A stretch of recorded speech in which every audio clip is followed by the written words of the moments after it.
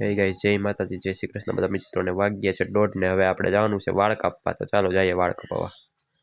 તો finally guys આપણે વાળંદની દુકાને આવી ગયા છીએ ને હવે આપણે કાપવાના છે વાળ.